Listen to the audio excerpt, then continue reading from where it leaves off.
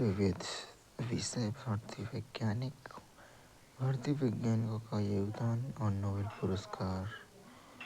Nano प्रौद्योगिकी, nano technology निर्माण सामग्रियों, युक्तियों, उपकरणों आदि के लिए उपयोग की जाने वाली प्रौद्योगिकी है, जिसमें आमतौर पर 0.1 और 100 नैनोमीटर (nm) के बीच परमाणु और आणविक पैमाने पर सामग्रियों का परिवर्तन और इंजीनियरिंग शामिल है। इस पैमाने पर सामग्री अद्वितीय भौतिक, रासायनिक, जैविक गुण प्रदर्शित करती है जो उनके थोक समकक्षों से भिन्न होती है। ये गुण क्वांटम भौतिकी द्वारा नियंत्रित होते हैं। डॉक्टर चिंतामणि नागेंद्र चंद्र रामचंद्र राव को भारतीय नैनो प्रौद्योगिकी के जनक के रूप में जाना जाता है। नैनो प्रौद्योगिकी के अनुप्रयोग में स्वास्थ्य क्षेत्र में प्रौद्योगिकी लिपोसोम का उपयोग करके लक्षित दवा वितरण, सोने के नैनो कणों के साथ इमेजिंग और नैनो फाइबर के साथ ऊतक इंजीनियरिंग। वैज्ञानिक सिद्धांत में सेलुलर स्तर पर सटीक अंतरक्रिया के लिए नैनो स्केल पदार्थ का उपयोग करता है, जिसे उपचार प्रभाविता में सुधार होता है।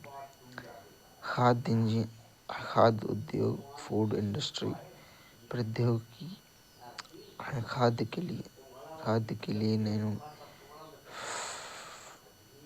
खाद्य उद्योग में स्वाद के लिए नैनो इनकैप्सुलेटर, खाद्य पदार्थों को लंबे समय तक ताज़ा रखने के लिए नैनो सेंसर और बेहतर खाद्य पैकिंग का उपयोग किया जाता है। वैज्ञानिक सिद्धांत में खाद्य पदार्थों की स्वाद संबंधी गुणवत्ता को बनाए रखने और उनकी गुणवत्ता की निगरानी करने तथा रोगाणुरोधी गुण प्रदान करने के लिए इसमें नैनो स्केल पदार्थों को शामिल किया जाता है। विद्युत इलेक्ट्रॉनिक्स प्रौद्योगिकी, nano scale transistor, quantum dot display और उन्नत लिथियम आयन बैटरी। वैज्ञानिक सिद्धांत नैनो मटेरियल का उपयोग करके तेज, अधिक कुशल इलेक्ट्रॉनिक घटक का निर्माण, कार्यक्षमता और लघुकरण में सुधार करना। ऊर्जा दक्षता, एनर्जी एफिशिएंसी में फ्यूल सेल, नैनोटेक, सौर सोलर सेल और नैनो मटेरियल आधारित इंसुलेशन के लिए नैनो कैटलिस्ट। नैनो स्केल पर बेहतर प्रतिक्रियाशीलता और थर्मल प्रबंधन के माध्यम से ऊर्जा रूपांतरण और भंडारण को बढ़ाता है। कपड़ा प्रौद्योगिकी, कपड़े में जलरोधन कपड़ों के लिए नैनो कोटिंग, रोगाणुरोधी वस्त्र और पहनने योग्य स्वास्थ्य निगरानी उपकरणों में नैनो सेंसर, जल प्रतिरोधी तथा जीवाणु अवरोध जैसे वांछनीय गुण प्राप्त करने के लिए नैनो मटेरियल का उपयोग करते हैं, जिससे कार्यक्षमता बढ़ती है।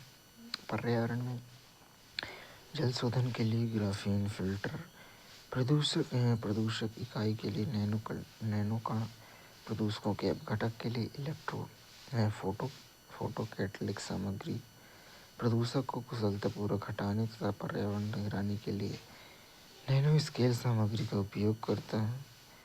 कार फ्रेम में हल्के नैनो कंपोजिट तथा इलेक्ट्रॉनिक वाहन बैटरी में नैनो मटेरियल उन्नत सामग्री कणों के माध्यम से वाहनों का भार कम करता है तथा ऊर्जा दक्षता में सुधार करता है। अंतरिक्ष यान के लिए विकिरण सुरक्षा कोटिंग तथा हल्के नैनो कंपोजिट संरचनात्मक अखंडता को बढ़ाता है तथा वजन कम करता है। इससे नैनो यान की कार्यक्षमता बेहतर होती है। नैनो रोबोट्स या नैनोबोट्स स्केलेबल, लगभग 50 से 100 nm पर निर्मित इंजीनियर मशीनें जिन्हें विशिष्ट कार्यों के लिए डिजाइन किया गया है, जैसे लक्षित दवा वितरण।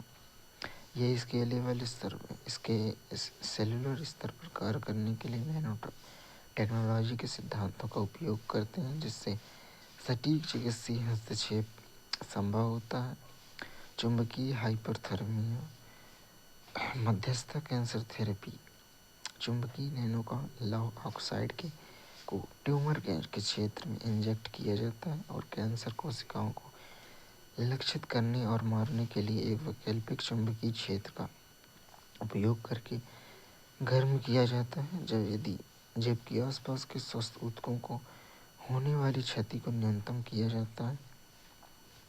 नैनो टेक्नोलॉजी को बढ़ावा देने के लिए सरकारी पहल में नैनो मिशन नैनो बुनियादी शोध का समर्थन करता है। उन्नत नैनो टेक्नोलॉजी उपकरण प्राप्त करने पर ध्यान केंद्रित करते हुए उत्कृष्ट केंद्र स्थापित करता है। नैनो टेक्नोलॉजी के कार्यक्रम में नैनो इलेक्ट्रॉनिक अनुसंधान और बुनियादी ढांचे को विकसित करने के लिए सूचना प्रौद्योगिकी विभाग द्वारा प्रबंधित है।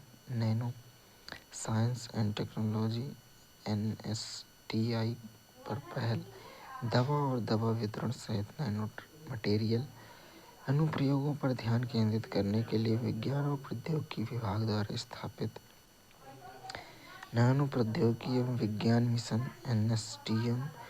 इसका उद्देश्य नैनो प्रौद्योगिकी में अनुसंधान विकास को बढ़ावा देना तथा मानव संसाधन विकास और अंतर्राष्ट्रीय सहयोग पर जोर देना। प्रोजेक्ट उन्नति इसरो द्वारा नैनो सैटेलाइट विकास पर केंद्रित क्षमता निर्माण पहल है।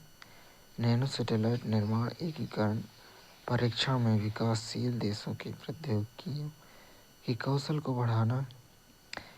इस कार्यक्रम की घोषणा बाह्य अंतरिक्ष अन्वेषण और शांतिपूर्ण उपयोग यूनिस्पेस+50 पर संयुक्त राष्ट्र कन्वेंशन की 50वीं वर्षगांठ पर की गई थी। इसमें नैनो सैटेलाइट उपयोगिता, अंतरिक्ष मलबे के नियमन, डिजाइन, विश्वसनीयता, गुणवत्ता आश्वासन और असेंबली पर सैद्धांतिक और व्यवहारिक प्रशिक्षण शामिल है। आणविक मशीनें या नैनो मशीनें आणविक पैमाने पर छोटे उपकरण हैं जो ऊर्जा की आपूर्ति किए जाने पर विशिष्ट यांत्रिक कार्य करते हैं और जिन्हें आणविक जीव विज्ञान और रसायन विज्ञान के सिद्धांत के आधार पर डिजाइन किया गया है। कोर प्रौद्योगिकी विशिष्ट अणुओं या संयोजन से बना जो प्रकाश, गर्मी या रासायनिक संकेतकों जैसे उत्तेजनाओं को प्रत्युत्तर में गति कर सकते हैं और आकार बदल सकते हैं। आणविक मीटर्स, जैविक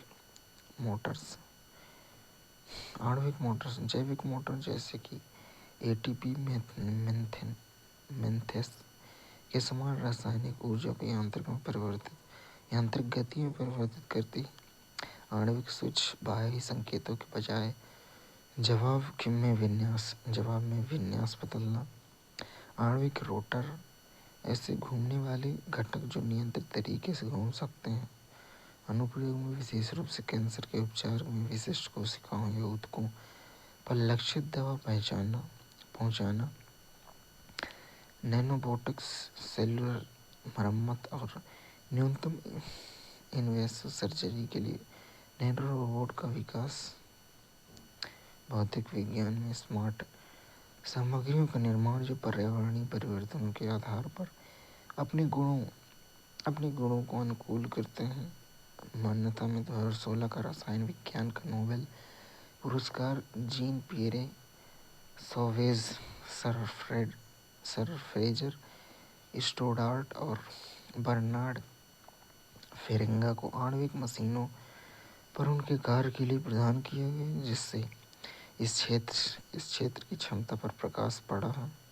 अतिचालकता एक ऐसी घटना है जिसमें कुछ पदार्थ शून्य विद्युत प्रतिरोध प्रदर्शित करते हैं जब उन्हें एक विशिष्ट क्रांतिक तापमान से नीचे ठंडा किया जाता है।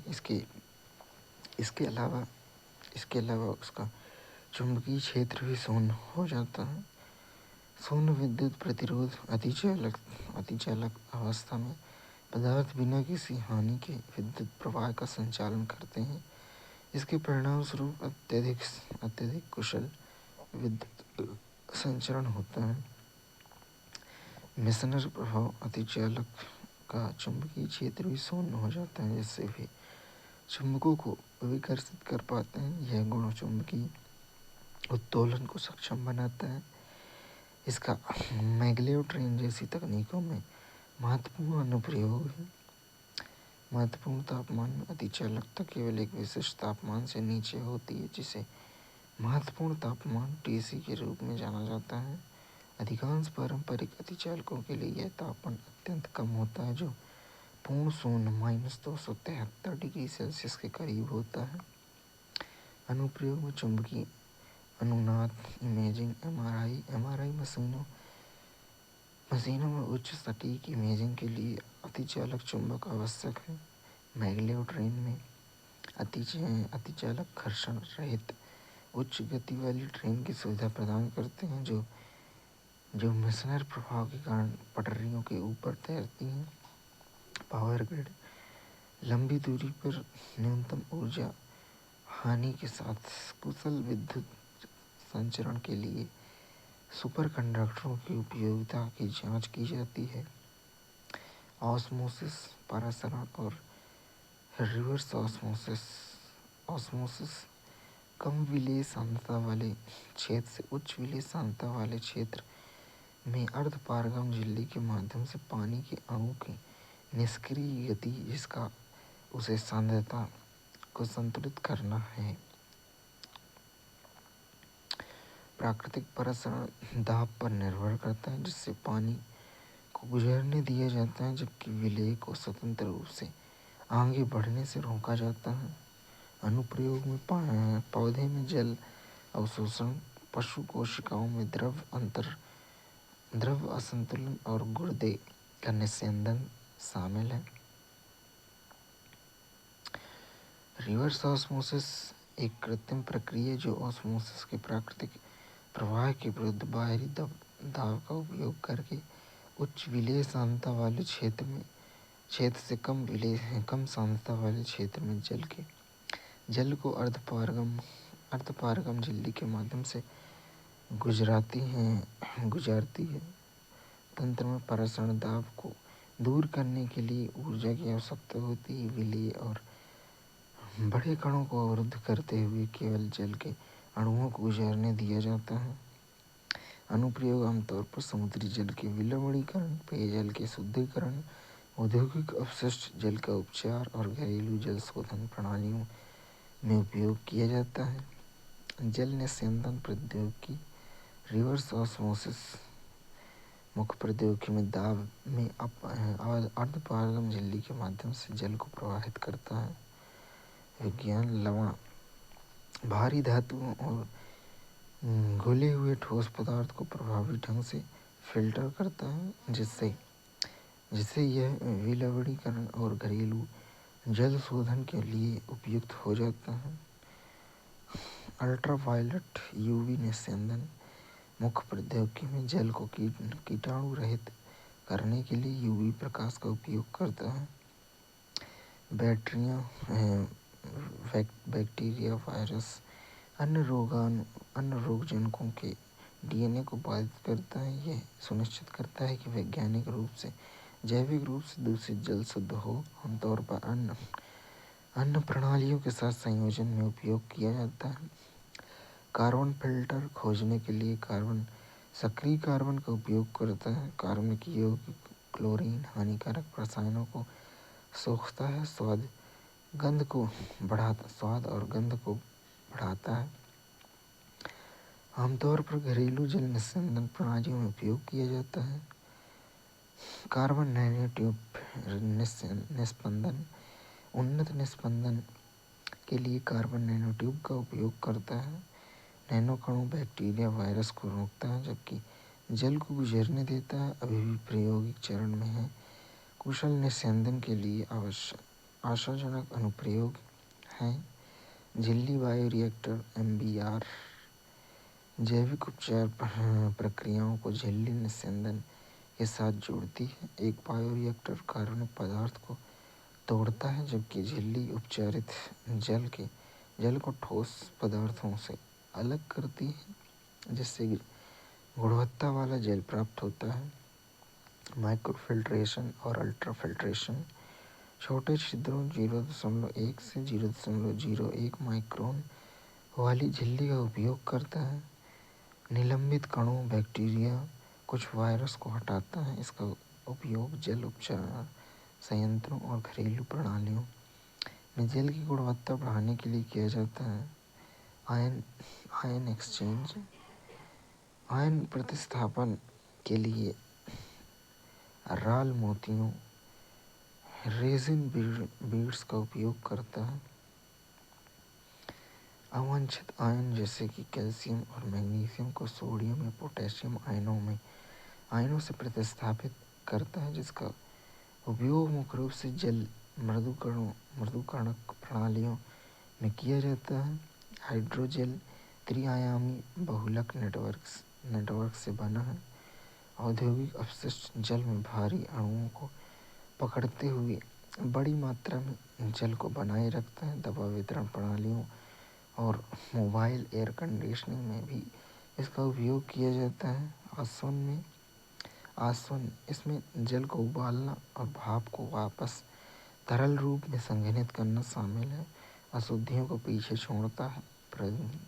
प्रयोगशालाओं और अनुप्रयोगों में जल को प्रभावी ढंग से शुद्ध करता है, जहाँ ऊर्जा का उपयोग और खनिज निष्कासन महत्वपूर्ण है।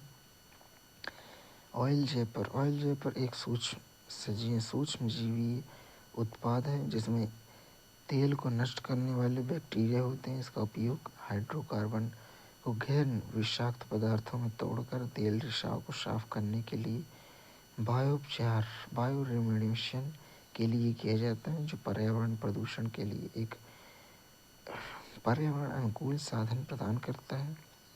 प्रदूषण नियंत्रण प्रौद्योगिकियां, इलेक्ट्रॉनिक प्रेसिपिटेटर ESP मुख्य प्रौद्योगिकी में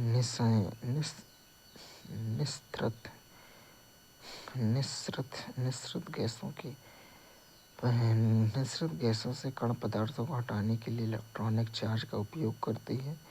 कणों को आकर्षित करने और पकड़ने के लिए विद्युत चुंबकत्व पर निर्भर करता है। बैग हाउस फिल्टर कण पदार्थ को फंसाने के लिए कपड़े के बैग या फिल्टर का उपयोग करते हैं। गैस से कणों, ठोस पदार्थों को अलग करने के लिए यांत्रिक निस्यंदन सिद्धांतों का उपयोग करते हैं। स्क्रबर हानिकारक गैसों या कणों को हटाने के लिए तरल स्प्रे या गैस का उपयोग करते हैं।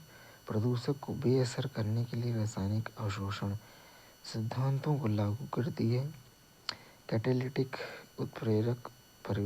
परिवर्तक उत्प्रेरक का उपयोग करके हानिकारक गैस जैसे कार्बन मोनोऑक्साइड, नाइट्रोजन डाइऑक्साइड को कम हानिकारक उत्सर्जन CO2, N2H2O में परिवर्तित करती है। उत्प्रेरक का उपयोग किए बिना रासायनिक अभिक्रिया को तेज करती है। फ्लू गैस डिसल्फ्राइजेशन FGD चूना पत्थर जैसे रासायनिक अवशोषक का उपयोग करके निस्सृत गैसों में सल्फर डाइऑक्साइड SO2 को पृथक करता है। एसिड बेस न्यूट्रलाइजेशन प्रक्रियाओं को शामिल करता है। बायोफिल्टर वाष्प सेल कार्बनिक यौगिक VOC जैसे प्रदूषकों को विघटित करने के लिए सूक्ष्म जीवों का उपयोग करता है। वायु उपचार में सूक्ष्मजीव वैज्ञानिक प्रक्रियाओं के अनुप्रयोग को प्रदर्शित करता है। साइक्लोन सेपरेटर अपकेंद्रित बल का उपयोग करके गैसों से कणों को अलग करता है। घनत्व अंतर के आधार पर पृथक्करण प्राप्त करने के लिए द्रव गतिकी का उपयोग करता है। सक्रिय कार्बन फिल्टर सक्रिय कार्बन पर VOC और भारी धातुओं जैसे प्रदूषकों को सोखता है। कार्बन सतह पर प्रदूषकों के रस की रासायनिक आत्मीयता केमिकल एफिनिटी को शामिल करते हुए सोखने के सिद्धांत का उपयोग करता है। वेट स्क्रबर गैसीय प्रदूषकों को तरल माध्यम, जल या रसायन से गुजार कर उन्हें पकड़ता है। यह विशेष रूप से sulphur dioxide, SO2, hydrogen chloride HCl, ammonia NH2 तथा अन्य अम्लीय गैसों के साथ धूल कणों और वाष्पशील कार्बनिक यौगिकों VOC को नियंत्रित करने में प्रभावी है। ऑक्सीकरण तालाब और लेगून अपशिष्ट जल में प्रदूषकों को नष्ट करने के लिए सूक्ष्मजीव प्रक्रियाओं का उपयोग करता है। सूक्ष्म चयापचय पर आधारित प्राकृतिक जैवोपचार विधियों को नियोजित करता है। प्लाज्मा आर्क प्रौद्योगिकी खतरनाक अपशिष्ट प्रदूषकों को तोड़ने के लिए उच्च ऊर्जा प्लाज्मा का उपयोग करता है। अपशिष्ट को कम हानिकारक घटकों में बदलने के लिए थर्मल अपघटन और आयनीकरण प्रक्रियाओं पर निर्भर करता है। एनारोबिक डाइजेस्टर बायोरिएक्टर जो ऑक्सीजन की अनुपस्थिति में जैविक अपशिष्ट को विघटित करते हैं और बायोगैस का उत्पादन करते हैं। कार्बनिक पदार्थों के जैव रासायनिक अपघटन के लिए अवायवीय बैक्टीरिया का उपयोग करता है। झिल्ली निस्पंदन, माइक्रोफिल्ट्रेशन, अल्ट्राफिल्ट्रेशन या रिवर्स ऑस्मोसिस का उपयोग करके दूषित पदार्थों को हटाता है। आकार के आधार पर कणों को अलग करने के लिए दाब संचालित प्रक्रियाओं को नियोजित करता है। भस्मीकरण में खतरनाक अपशिष्ट का उच्च तापमान पर दहन करके उसकी मात्रा कम की जाती है और विषाक्त पदार्थों को नष्ट किया जाता है। दहन प्रक्रियाएं सीमित हैं जो अपशिष्ट को राख गैसों और ऊष्मा में परिवर्तित करती हैं। फोटोकैटालिटिक ऑक्सीकरण VOC और गंध जैसे कारकों को नष्ट करने के लिए UV प्रकाश और उत्प्रेरक का उपयोग करती है। प्रकाश रासायनिक अभिक्रियाओं को सुगम बनाता है जो प्रदूषकों को हानिकारक उत्पादकों में तोड़ देता है। क्लाउड सीडिंग द्वारा कृत्रिम वर्षा एक तकनीक है जिसका उपयोग वातावरण में सिल्वर आयोडाइड AgL को निष्कासित कर मौसम को परिवर्तित करने हेतु किया जाता है, जिसमें बर्फ के क्रिस्टलों का निर्माण होता है और बादल की वर्षा उत्पन्न करने की क्षमता बढ़ती है। क्लाउड सीडिंग की प्रक्रिया में silver iodide, potassium iodide, dry ice जैसे रसायनों को हवाई जहाज़ों और हेलीकॉप्टरों के माध्यम से आकाश में फैलाया जाता है। परिवहन में प्रौद्योगिकी में मैग्लेव चुंबकीय उत्तोलन, लिफ्ट और प्रणोदन के लिए विद्युत चुंबकीय बलों का उपयोग करता है। विद्युत चुंबकत्व ट्रेनों को पटरियों के ऊपर चलने में सक्षम बनाता है, जिससे घर्षण कम होता है, उच्च गति प्राप्त होती है तथा घटकों पर कम घिसाव होता है। हाइपरलूप चुंबकीय उत्तोलन और वायु प्रणोदन का उपयोग करके यात्री पॉड के साथ कम दाब वाली ट्यूबों में उच्च गति का परिवहन करते हैं। वैक्यूम वातावरण वायु प्रतिरोध को कम करता है और चुंबकीय उत्तोलन घर्षण को कम करता है, जिससे अत्यंत उच्च गति की अनुमति मिलती है। इलेक्ट्रॉनिक वाहन EV इलेक्ट्रॉनिक बैटरी द्वारा संचालित जो रासायनिक ऊर्जा को विद्युत ऊर्जा में संग्रहित और परिवर्तित करती है। रिचार्जेबल लिथियम आयन बैटरी ऊर्जा को कुशलतापूर्वक संग्रहित और जारी करने के लिए विद्युत रासायनिक प्रक्रियाओं पर निर्भर करती है। स्वचालित वाहन ऑटोनोमस व्हीकल नेविगेशन के लिए उन्नत सेंसर, कैमरे और कृत्रिम बुद्धिमत्ता का उपयोग किया जाता है। लिडार रडार प्रौद्योगिकी प्रकाश और ध्वनि तरंगों के सिद्धांतों के आधार पर आसपास के वातावरण का मानचित्रण करने और बाधाओं का पता लगाने के लिए कार्य करती है। ड्रोन परिवहन और डिलीवरी के लिए मानव रहित हवाई वाहन यूएवी, वायुगतिकी सिद्धांत उड़ान स्थिरता और नियंत्रण को नियंत्रित करते हैं। प्रणोदन इलेक्ट्रॉनिक मोटर्स प्रोपर के माध्यम से प्राप्त किया जाता है। स्मार्ट ट्रैफिक प्रबंधन प्रणाली यातायात अनुकूलन के लिए सेंसर और जीपीएस से वास्तविक समय डेटा का उपयोग करता है।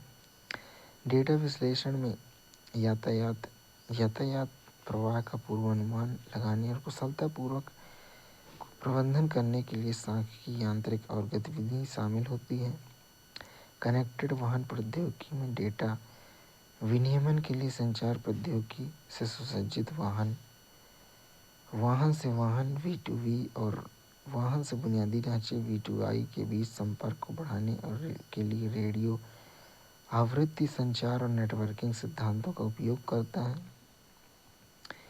वैकल्पिक पावर ट्रेनें ऐसे वाहन जो पारंपरिक पेट्रोल या डीजल आंतरिक दहन IEC के अलावा अन्य प्रणोदन प्रणालियों का उपयोग करते हैं और बिजली, हाइड्रोजन या हाइब्रिड प्रणालियों के माध्यम से सड़क परिवहन पर केंद्रित हैं। जीवाश्म ईंधन पर निर्भरता कम करता है, ग्रीन हाउस गैस उत्सर्जन घटाता है, ऊर्जा दक्षता बढ़ाना भारत के राष्ट्रीय electronic mobility mission plan NEMMP 2020 और राष्ट्रीय हरित हाइड्रोजन मिशन का समर्थन करता है।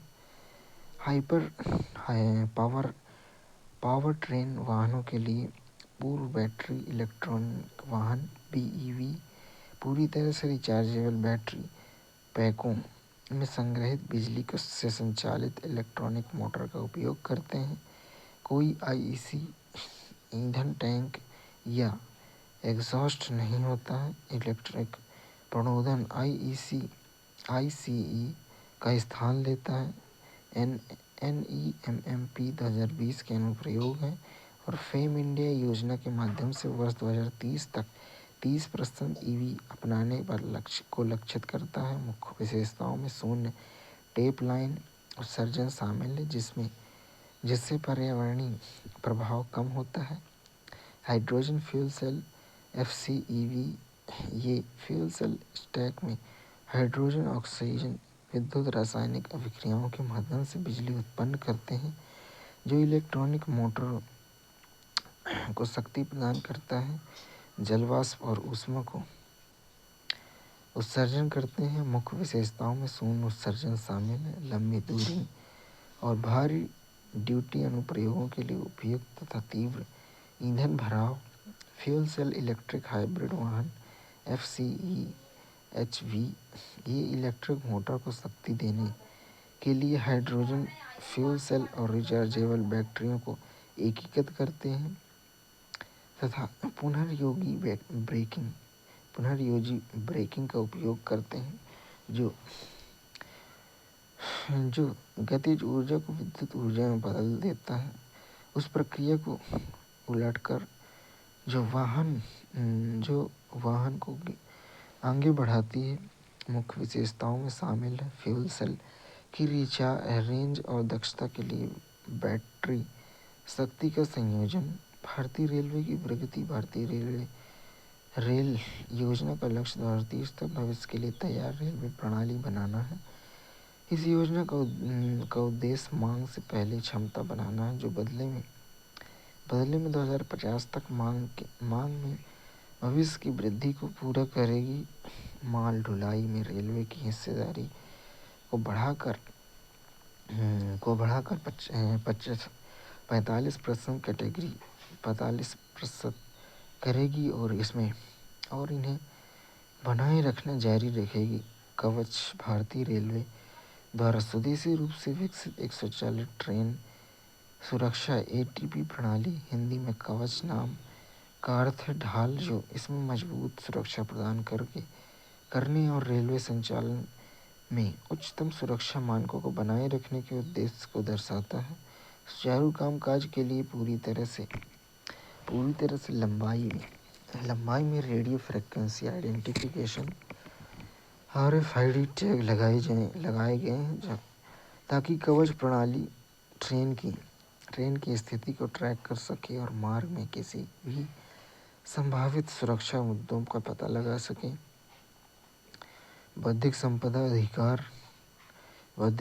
अधिकार IPR उत्पाद निर्माता को उनके आविष्कारों, डिजाइनों, साहित्यिक, कलात्मक कार्यों और व्यापार तकनीकों पर दिए गए विशेष अधिकारों को संदर्भित करता है। ये अधिकार उत्पाद निर्माता को सीमित अवधि के लिए अपनी बौद्धिक संपदा के उपयोग को नियंत्रित करने की अनुमति देता है। बौद्धिक संपदा अधिकार IPR के लिए नोडल मंत्रालय वाणिज्य और उद्योग मंत्रालय का औद्योगिक नीति और संवर्धन विभाग DIPP है।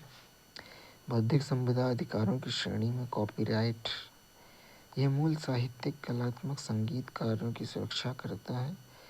भारत में कॉपीराइट अधिनियम लेखकों, संगीतकारों, कलाकारों सहित रचनाकारों को विशेष अधिकार प्रदान करता है। ट्रेडमार्क, यह वस्तुओं या सेवाओं को अलग करता है और इसके प्रतीक, नाम, लोगो शामिल हो सकते हैं। भारत में ट्रेडमार्क पंजीकरण को ट्रेडमार्क अधिनियम 1999 द्वारा नियंत्रित किया जाता है। इसे देश के ट्रेडमार्कों कानूनों को अंतर्राष्ट्रीय मानकों के अनुरूप लाने के लिए अधिनियमित किया गया है। पेटेंट आविष्कारों की सुरक्षा करता है, 20 वर्षों तक के लिए विशेष अधिकार प्रदान करता है। भारतीय पेटेंट एक्ट 1970, जिसे 2005 में संशोधन किया गया, पेटेंट की एवरग्रीनिंग को रोकता है और ट्रिप्स के अनुपालन को सुनिश्चित करता है। औद्योगिक डिजाइन, इंडस्ट्रियल डिजाइन बड़े पैमाने पर उत्पादित वस्तुओं के सौंदर्यपूर्वक पहलुओं की सुरक्षा करता है। डिजाइन अधिनियम भारत में औद्योगिक डिजाइन के पंजीकरण को नियंत्रित करता है। व्यापार रहस्य, ट्रेड सीक्रेट, इसमें गोपनीय व्यावसायिक जानकारी शामिल होती है। भारत के पास कोई विशिष्ट कानून नहीं है, लेकिन सामान्य कानून के तहत व्यापार रहस्य संरक्षण को मान्यता देता है। भौगोलिक संकेतक GI किसी विशिष्ट क्षेत्र के उत्पादों को एक विशिष्ट प्रतिष्ठा के साथ पहचाना जाता है, जो वस्तुओं के भौगोलिक संकेत पंजीकरण और संरक्षण अधिनियम 1999 द्वारा शामिल होता है। पादपों की किस्में, पौधे किस्मों एवं प्रदूषक अधिकार संरक्षण अधिनियम PPV और FR 2001 के तहत नए उत्पादों की किस्मों की सुरक्षा करता है। यह प्रजनकों के अधिकारों और किसानों के बीजों को बचाने और उपयोग करने के अधिकार के मध्य संतुलन को भी स्थापित करता है। बौद्धिक संपदा अधिकार IPR से संबंधित अंतर्राष्ट्रीय सम्मेलन में ट्रिप्स समझौता, WTO द्वारा स्थापित ट्रिप्स AI पेटेंट और अनिवार्य लाइसेंसिंग सहित IPR सुरक्षा के लिए न्यूनतम मानक निर्धारित करता है। लिस्बन समझौता, WIPO द्वारा प्रशासित यह समझौता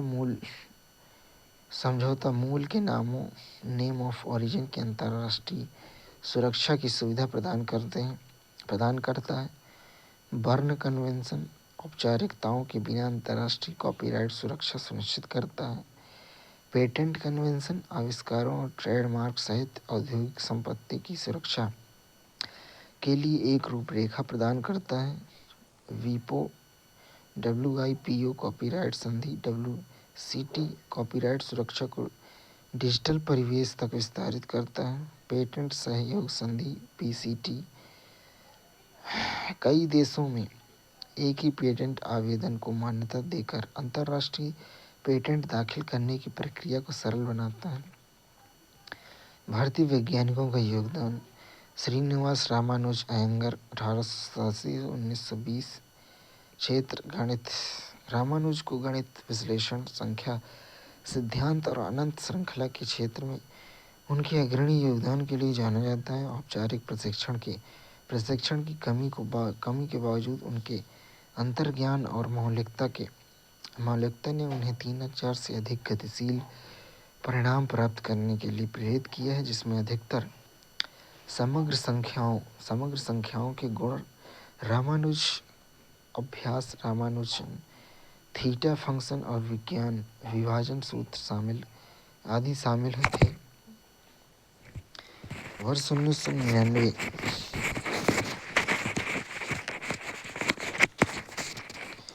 वर्ष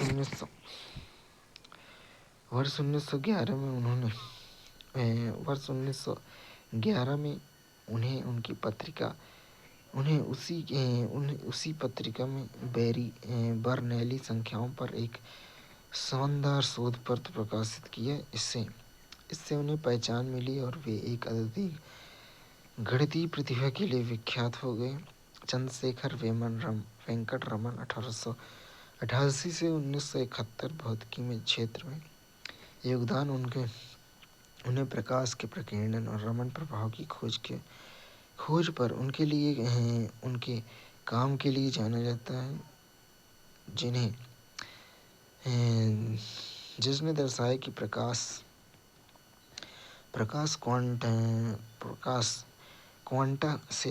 क्वांटा में तरंग जैसी गुणवत्ता के अलावा कण जैसे गुण भी होते हैं। उनकी खोज क्वांटम भौतिकी के विकास में सहायक थी। राष्ट्रीय विज्ञान दिवस 28 फरवरी प्रत्येक वर्ष रमन प्रभाव की खोज की स्मृति में मनाया जाता है।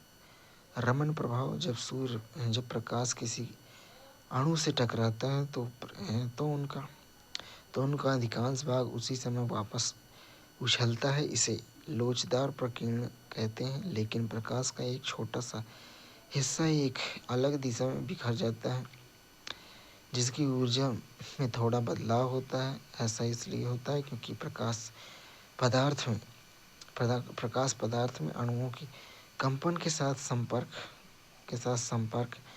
संपर्क करता है और इसे प्रकाश का रंग या तरंगदैर्घ्य बदल जाता है। प्रकाश की ऊर्जा में एक परिवर्तन ही रमन प्रभाव कहलाता है। इसका उपयोग विभिन्न वैज्ञानिक क्षेत्रों में किया जाता है, जैसे कि पदार्थों की संरचना का अध्ययन, रमन स्पेक्ट्रोस्कोपी।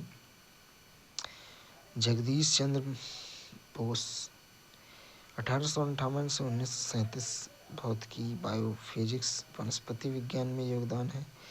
विद्युत चुम्बकीय विकिरण और विद्युत किरणों के ध्रुवीकरण कर उनके कार्य के लिए सम्मान। उन्हें वर्ष 1917 में नाइट की उपाधि दी गई और वर्ष 1920 में रॉयल सोसाइटी ऑफ लंदन के फेलो बन गए। उनकी खोज ने उन्हें भौतिक के क्षेत्र में एक सम्मान हासिल करने के लिए प्रारंभिक भौतिक विज्ञानी के रूप में प्रतिष्ठित किया।